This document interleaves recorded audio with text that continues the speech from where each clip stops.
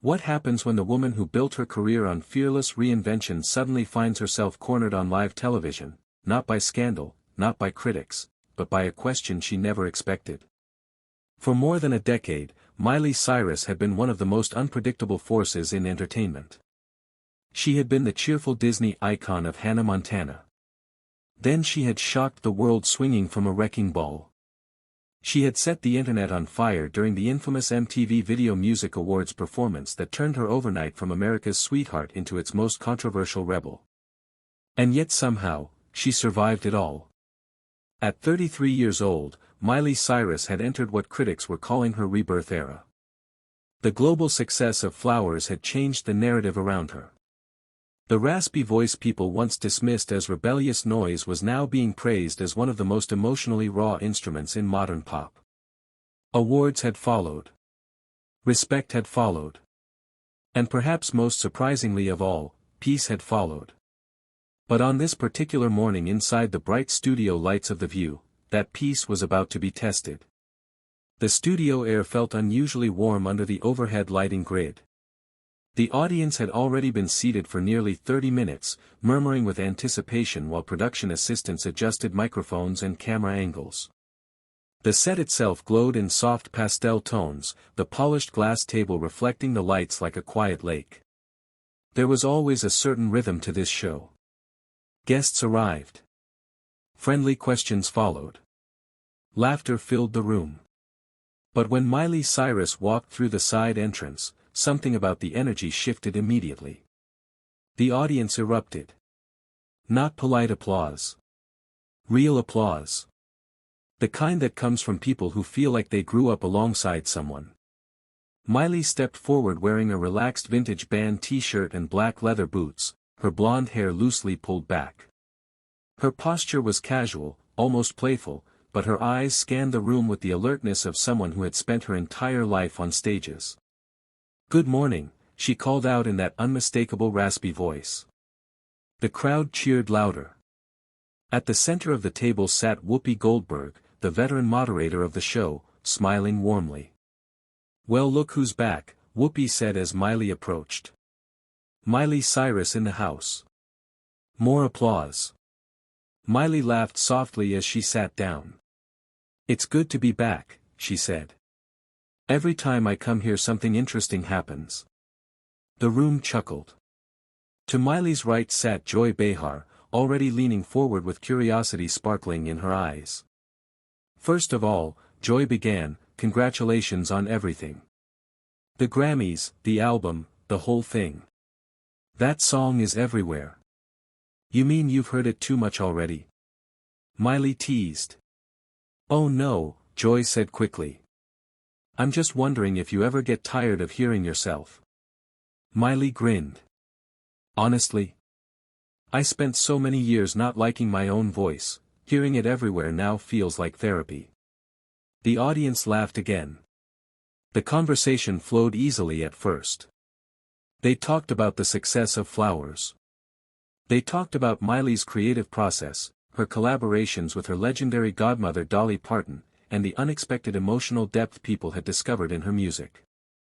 Miley seemed relaxed. Comfortable. She leaned back in her chair, legs crossed, answering questions with the quick humor of someone who had done thousands of interviews and feared none of them. But across the table, someone had been unusually quiet. Sunny Hostin.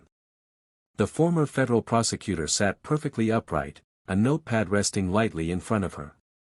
Her pen tapped softly against the paper every few seconds. Tap. Tap. Tap. If someone had been paying close attention, they might have noticed her eyes never fully leaving Miley. She was studying her. Measuring her. Waiting. After nearly 6 minutes of light conversation, Sunny finally leaned forward. "Miley," she said calmly. And something subtle shifted in the room. Even the audience seemed to sense it. "I want to ask you about something." Miley turned toward her, still smiling. "Sure." Sunny tilted her head slightly. "You've had a lot of transformations over the years. From Disney star to rebellious pop provocateur to now what critics are calling your most mature artistic phase. Miley nodded slowly. That's a polite way of putting it, she joked. A few audience members chuckled. But Sunny didn't smile. Her voice remained precise. Here's what I'm curious about. How much of those transformations were genuine growth, and how much were calculated career decisions designed to generate attention? The temperature in the studio seemed to drop a few degrees. Miley blinked once. Just once. Her smile remained, but it had stiffened slightly. Well, she said carefully, I think growth always involves some level of intention. You decide who you want to become and then you move toward that. Sunny nodded slowly. But the changes themselves were real, Miley continued. They came from real experiences. Sunny tapped her pen again. Real experiences, she repeated thoughtfully. Then she leaned forward. So the performance at the VMAs with Robin Thicke, the foam finger, the twerking, a ripple moved through the audience. That came from a real place. Miley's posture straightened slightly. Yes, she said. I was breaking away from an image that felt suffocating. Sunny's eyebrow lifted. Or, creating a spectacle that guaranteed headlines. Now the tension was visible. Miley exhaled slowly through her nose. It was both, she admitted. I was young, I wanted freedom, and yes. I knew it would get attention. Sunny's voice remained calm. But some critics say you adopted elements of hip-hop culture, black aesthetics, and then discarded them once the shock value faded. The words hung in the air. For a moment, the studio was completely silent. Miley's eyes narrowed slightly. I've addressed that before, she said carefully. But have you truly taken responsibility for it? Sunny asked. A few audience members shifted uncomfortably in their seats. Across the table, Whoopi glanced briefly at Joy. Joy gave the smallest shrug. Miley leaned forward. I was exploring music, she said. Working with artists I admired. Sunny tilted her head again. Artists you admired until you didn't need them anymore. The audience murmured. That was sharper. Now even the hosts looked tense. Sarah Haynes shifted in her chair, clearly uncomfortable. Artists evolve, she offered cautiously. Sunny didn't look at her. I'm asking Miley. Miley inhaled slowly. Her smile was gone now. What had started as a casual celebrity interview had suddenly begun to feel like something else entirely. An interrogation. But what happened next? Was something no one in that studio expected. Because instead of deflecting, instead of laughing it off, Miley Cyrus leaned forward in her chair, and began telling the truth. And the moment she opened her mouth, the entire tone of the interview changed. But what she said next would turn a normal talk show appearance into one of the most explosive live television confrontations the internet had ever seen. And by the time it was over, someone would be walking off that stage. Not in anger. Not in defeat. But in a way that would leave the entire studio completely silent. The silence inside the studio felt different now. It wasn't the casual pause that sometimes follows a joke.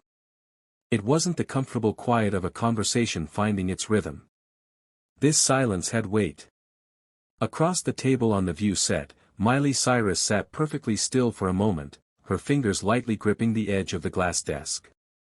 The bright studio lights reflected in her eyes, but behind that reflection something else was forming. Resolve. She took a slow breath. You want me to admit I'm calculating? Miley said quietly. Her voice had changed. It was lower now. Controlled. Fine, she continued. I'm calculating. A faint murmur passed through the audience. The hosts glanced at each other. That wasn't the defensive response anyone expected. Miley leaned back slightly in her chair, her posture calm but charged with energy. I think about my career, she said. I think about what kind of artist I want to be. I think about how I want people to hear my music, how I want them to see me. Her eyes moved directly to Sunny Hostin. But thinking about your life doesn't mean your emotions are fake. Sunny remained motionless.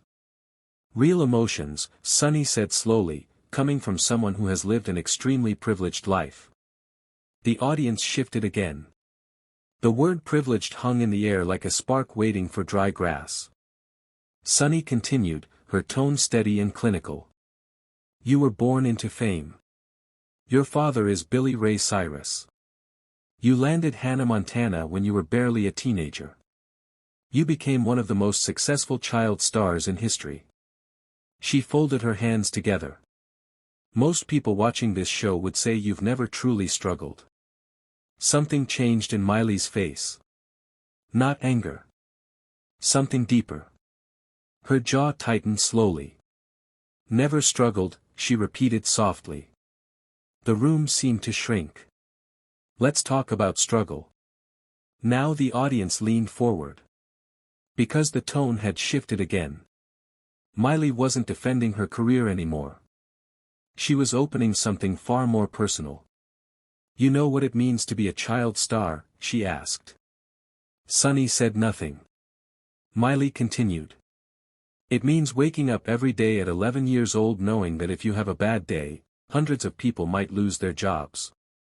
Her voice wasn't loud. But every word carried weight. It means working 14-hour days while other kids are going to birthday parties and sleepovers.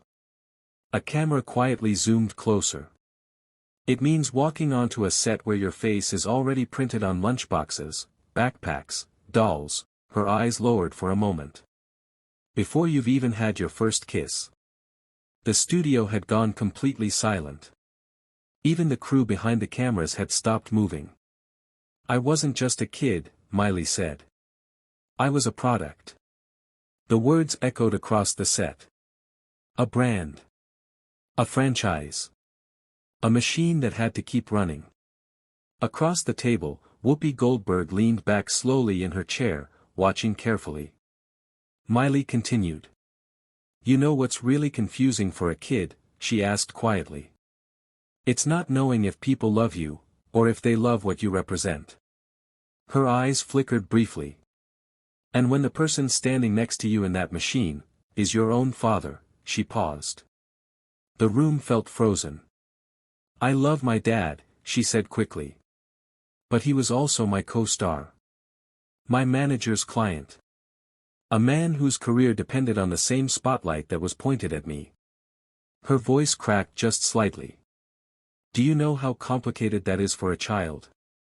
Sunny watched her without interrupting. For years, Miley continued, I didn't know if a compliment meant I did a good job, or if it meant we were about to sell more merchandise. A few audience members exchanged quiet glances. Miley exhaled slowly. So yeah, she said. Eventually I rebelled. Her eyes lifted again. And I did it loudly. Now the tension began to rise again. That's when the VMAs happened, Sunny said, stepping back in.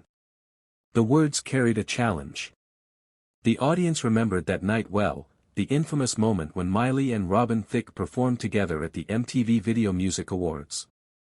That performance shocked millions of viewers, Sunny said. Parents who had trusted you as a role model for their children suddenly had to explain why I was acting like an adult. Miley interrupted. Sunny didn't flinch. Why you were performing sexually explicit routines while your audience still included millions of young girls who grew up watching you. Miley leaned forward slowly. You know whose job it is to explain things to children? Sunny raised an eyebrow. Their parents. The audience erupted in scattered applause. Sunny lifted a hand slightly. So you feel no responsibility for the influence you had on those children? Now the tension was sharp enough to feel. I never asked to raise anyone's kids. Miley said firmly. I was hired to play a character. Hannah Montana, Sunny said. Yes. And you benefited enormously from that character's young audience. And Disney benefited from me, Miley replied immediately. That landed harder than expected. A murmur rippled through the crowd. Sunny leaned forward again. But when it came time to consider the impact of your behavior on those fans, Miley suddenly stood up. The movement was so abrupt that several audience members gasped. The cameras quickly widened their shot. For a second, no one spoke. Miley stepped away from her chair, pacing slowly beside the table. Her boots clicked softly against the studio floor. You want to talk about accountability, she said. Her voice had grown stronger now. I have been accountable for every mistake I've made. She turned toward Sunny. I've done interviews explaining my choices. She gestured around the studio. I've admitted when I was wrong. Her voice rose slightly. I've talked about addiction. About therapy.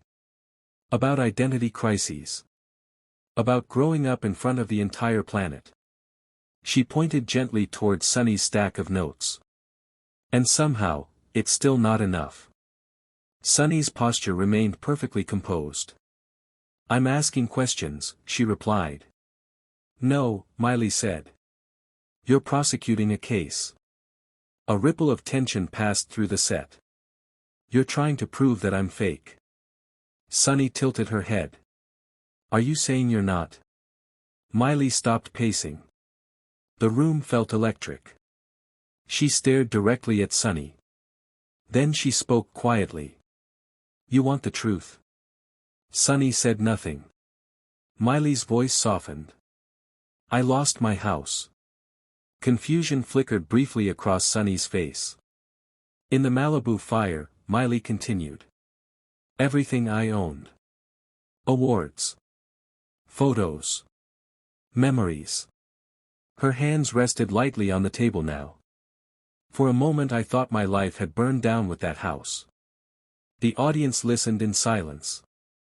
But then something strange happened, Miley said. She smiled faintly. I felt free. Sunny frowned slightly. Free, she repeated. Because I realized something, Miley said. None of that stuff was me. She placed a hand lightly against her chest. I was still here. The emotion in her voice was unmistakable now. Still breathing. Still writing music. Still figuring out who I was. A few audience members wiped their eyes. And then my marriage ended, Miley continued. Her voice dropped even lower. Publicly. Painfully. The reference to Liam Hemsworth needed no explanation. Everyone had opinions, Miley said. Everyone knew exactly what went wrong. Her eyes glistened slightly under the studio lights. But none of them knew what happened behind closed doors.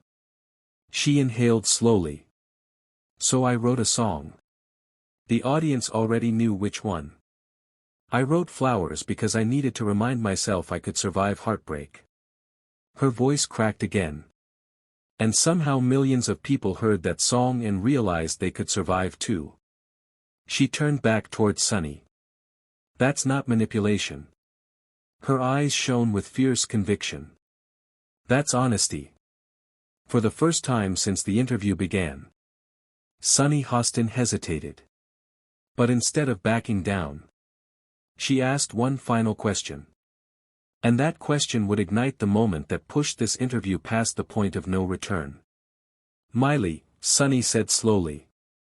Isn't this transformation just another phase? The room froze again. The rebellious wild child becomes the reflective artist, Sunny continued.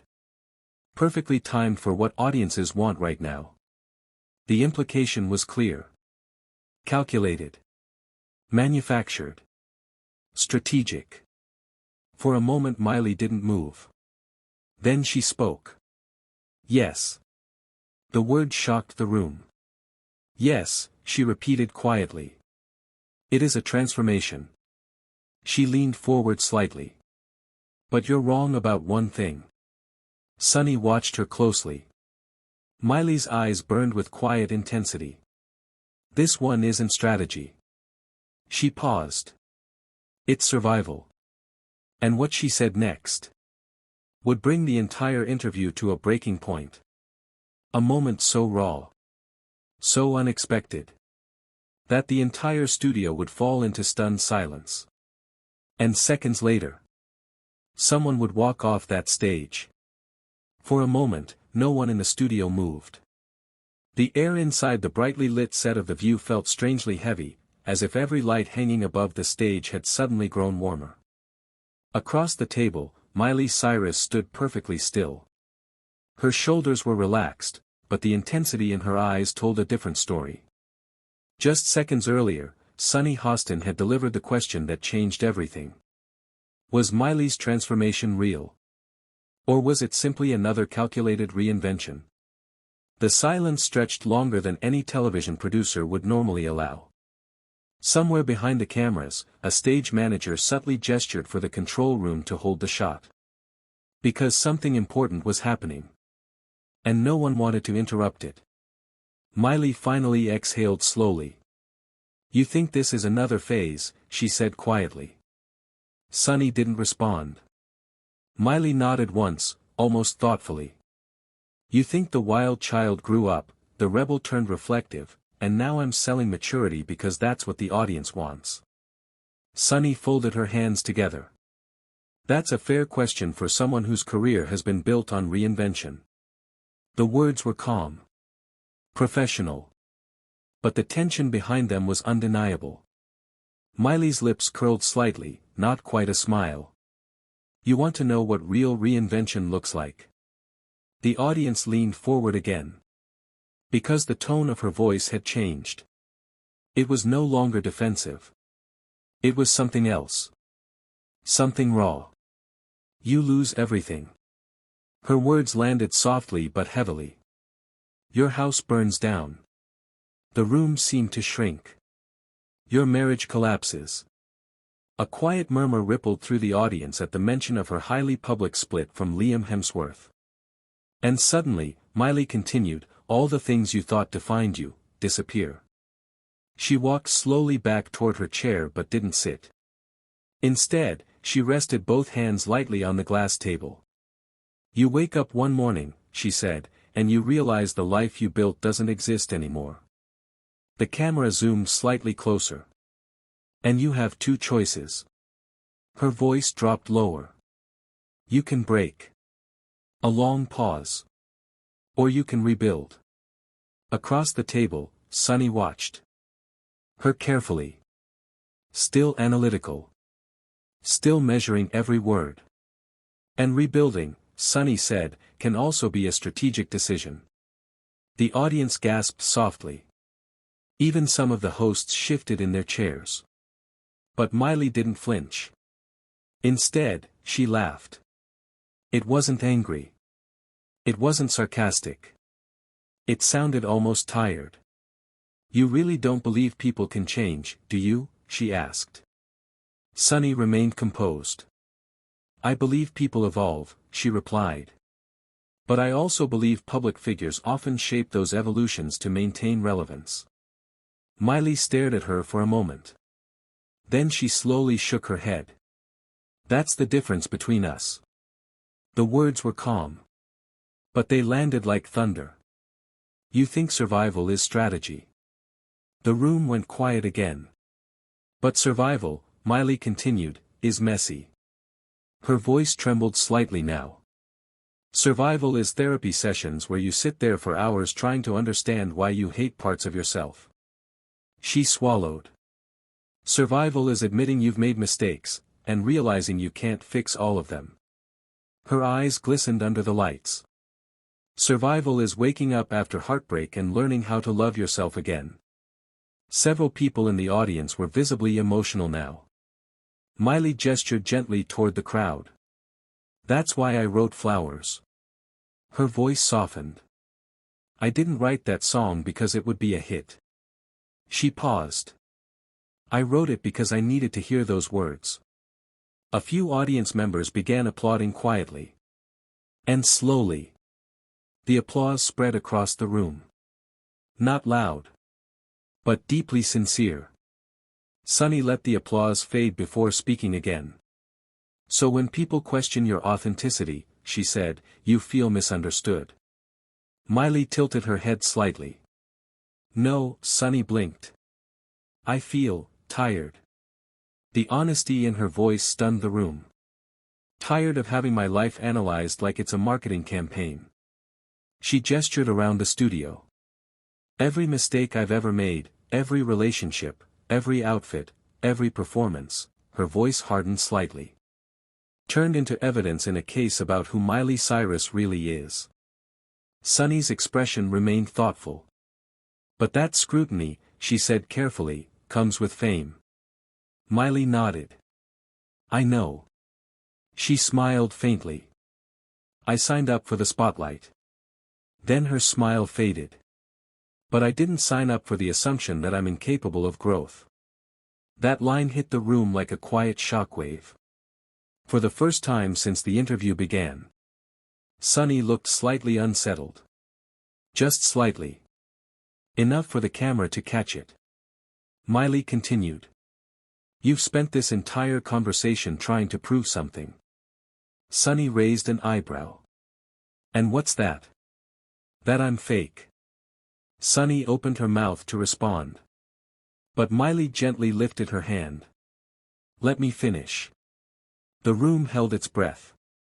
You came in with your notes, your questions, your prosecutor mindset. Sunny didn't deny it. And maybe that works in a courtroom, Miley continued. But people aren't cases. She looked directly at Sunny. They're stories. Another long silence followed. Then Miley slowly straightened.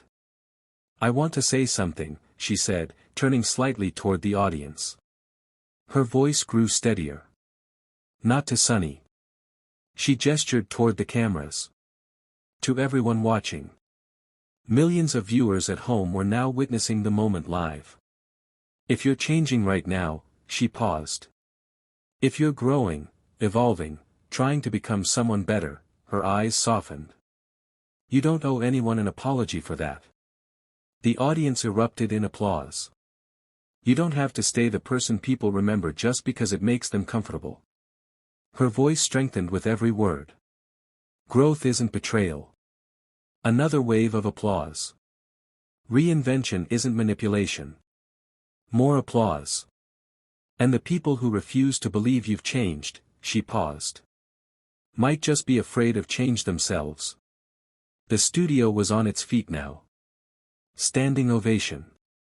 Across the table, Sunny remained seated. Thoughtful. Silent. Miley turned back toward her one final time. My godmother once told me something I'll never forget, she said. She smiled gently. Dolly Parton told me, find out who you are, and do it on purpose. She straightened her shirt. And that's what I've been doing my whole life. A beat of silence. Then Miley took a step back from the table. Thank you for having me. She looked around the set one last time. I just wish we could have talked about music. Another pause. But instead, she glanced at Sunny. We had an interrogation. And with that, Miley Cyrus turned. And walked off the set. The studio fell silent again. No music. No laughter. Just the quiet sound of her boots fading down the hallway behind the stage. The cameras stayed on the hosts. Whoopi Goldberg slowly shook her head. Joy Behar looked like she wanted to speak, but couldn't find the words. And Sunny Hostin sat there quietly. Looking down at the notes she had prepared. The confrontation would explode across the internet within hours. Clips would be shared millions of times. Debates would rage across social media. Was Sunny asking necessary questions? Or had she pushed too far? Later that evening, one message would go viral. Posted by Miley's legendary godmother. Dolly Parton wrote just one sentence, that's my girl. She's been through more than people know, and she's still standing. And Miley? She did what she had always done. She kept moving forward. Making music. Telling her story. Reinventing herself. Not because it was strategic, but because survival sometimes looks exactly like transformation. And now we want to hear from you. Do you think Sunny Hostin crossed the line during this interview, or was she simply asking the tough questions that celebrities rarely face? Was Miley Cyrus defending her truth? Or avoiding accountability? Drop your thoughts in the comments below. And if you enjoy powerful stories like this one, moments where the truth unfolds live on camera, make sure to like the video, subscribe to the channel, and share this story with someone who needs to hear it. Because sometimes, the most unforgettable television moments happen when the cameras keep rolling, and the masks finally come off.